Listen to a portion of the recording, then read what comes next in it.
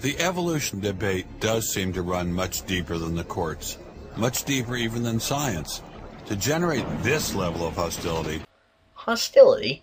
Hostility like how? Not letting you get away with violating the First Amendment of the United States?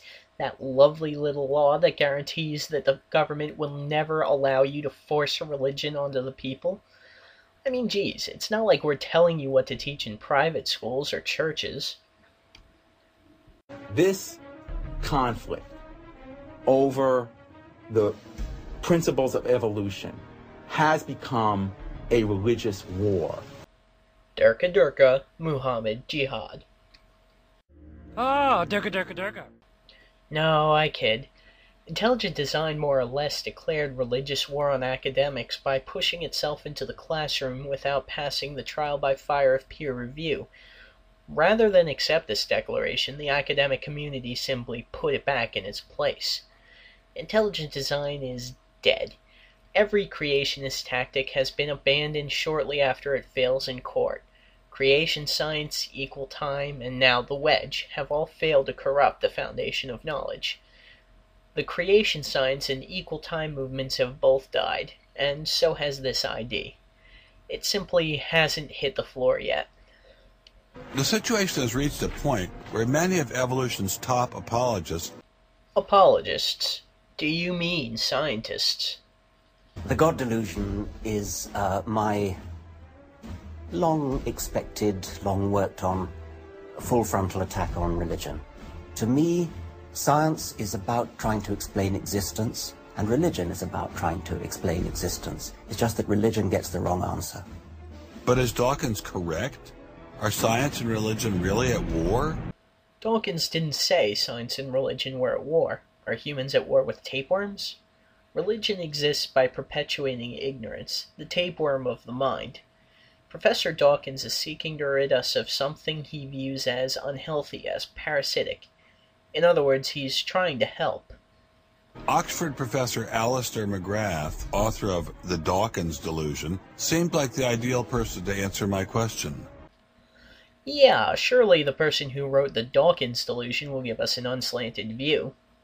Essentially, the Dawkins delusion is a combination of I'm rubber and you're glue in regards to the notion of being deluded. You're out of your league appeals to authority regarding Dawkins' attack on the philosophical arguments for God, and Jesus didn't do it, response to Dawkins' character evaluation of Yahweh.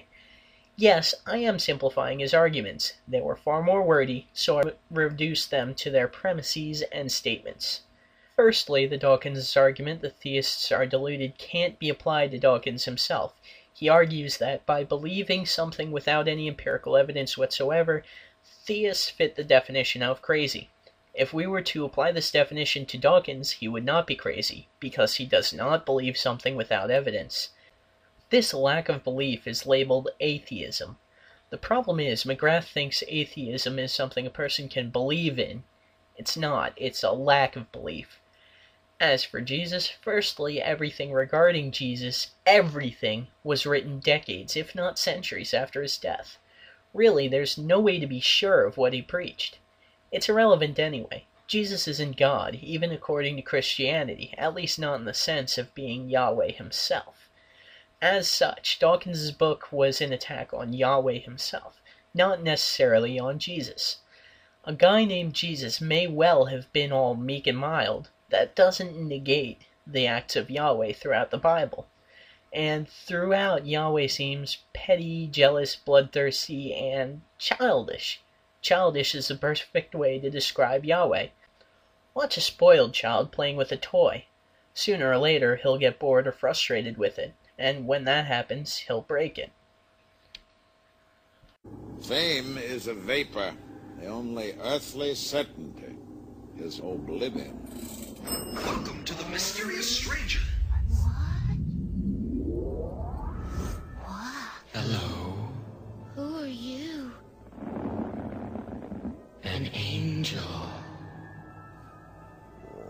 What's your name? Satan. Uh-oh. What's the matter? Nothing. Only it's sure a sorry name for an angel.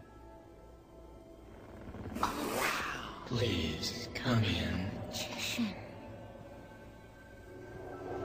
Come on.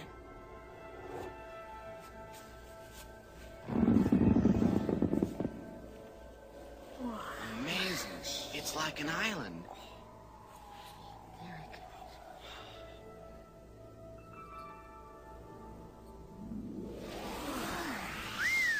Did you see that?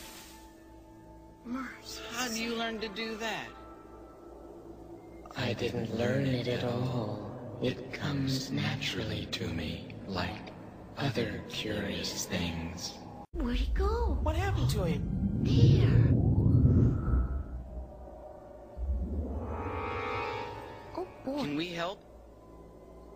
You may make some people. I'll make the king and queen. I'm gonna make a soldier.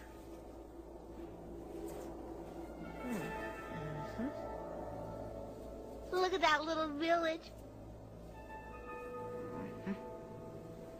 There. Here's a buddy. Now we'll give them life. Moving. Looks like my pap on Saturday night.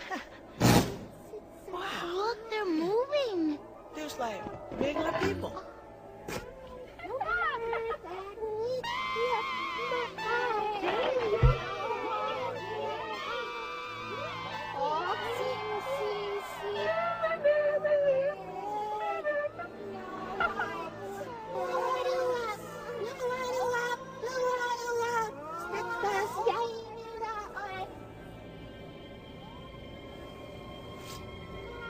I find you humans quite interesting, even though you are a worthless, greedy lot. How annoying that sound is.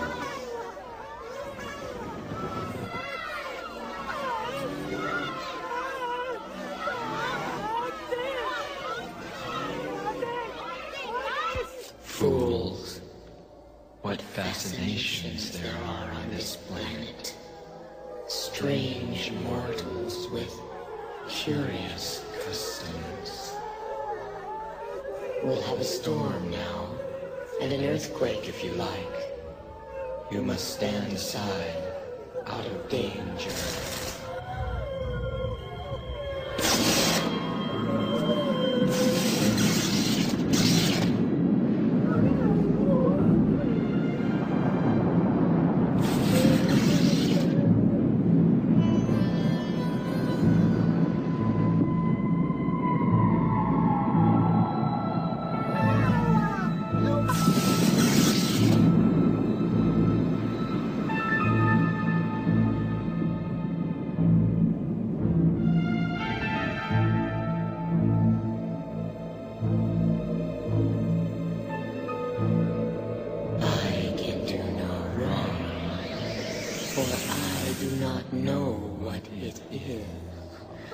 You murdered him.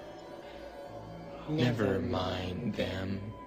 People are of no value. We could make more sometime, if we need them. I was struck by how much Mark Twain's mysterious stranger seemed like Yahweh. It was truly a spooky experience. Richard Dawkins has a charming and very, I think, interesting view of the relationship between science and religion. They're at war with each other, and in the end, one's got to win, and it's going to be science. It's a very naive view. It's based on a complete historical misrepresentation of the way science and religion have interacted. Dawkins seems to think that a scientific description is an anti-religious argument. Describing how something happens scientifically somehow explains it away.